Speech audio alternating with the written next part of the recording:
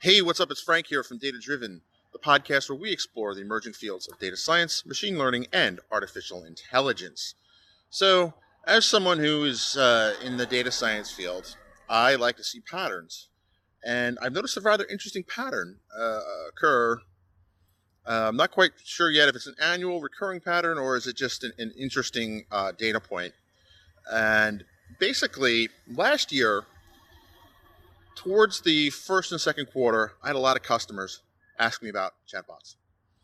And it was so popular, in fact, that I created a custom workshop for a couple of customers to explore how to build chatbots on Azure. And what's interesting is um, towards the second half of the year, basically from summer on to winter, not nary a, I don't know, is nary a word?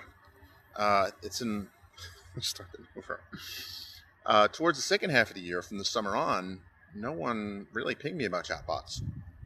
So I shelved the workshop and, that was it.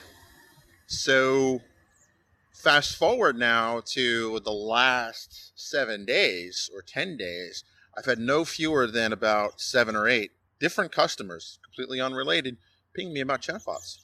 So part of me wonders, is this the final realization that chatbots are a disruptive and transformative technology for the enterprise or even small businesses? I mean, you could replace call center people, or not so much replace, but really augment call center jobs with this. And there's a number of demos.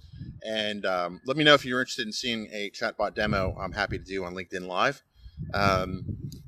But or here on Facebook Live, maybe both at the same time. Who knows?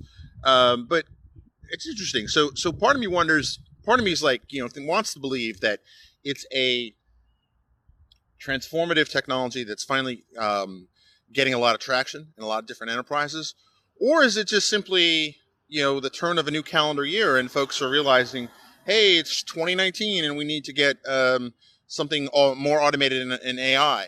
Or it's 2020, new decade, and AI is everywhere. And how can we use AI? And chatbots are a great toe in the water type technology for enterprises to examine AI, because every company of a certain size, they have a help desk, and most of the help desk questions that they get, having worked on one myself, are pretty basic. So you could have, instead of tying up your smarter resources on, how do I print to this? How do I connect to this printer? What's the Wi-Fi password? That sort of thing. You could have that completely automated by a chatbot.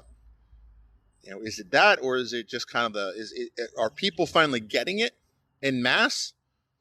Or is this kind of it's a new decade. There's a new number on the wall calendar. We need to show some progress, or we need to move forward. I don't know. I honestly don't know. But it was about this time last year that chatbots started becoming more and more part of my requests that I get. And chatbots have seen an interesting leap forward in terms of the ability to extract meaning from just regular language or natural language processing. Very interesting stuff. Speaking of which, I saw an article yesterday. I will post it on franksworld.com that Google has outsourced their update to the BERT model. I think it's called Albert.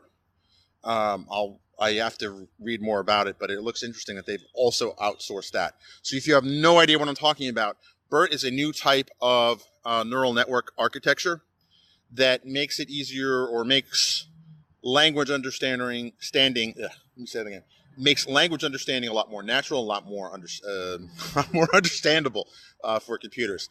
And there's a variation of it. There's some number of variations of it, and one of them is called Albert, and that was apparently the latest innovation that they've decided to outsource.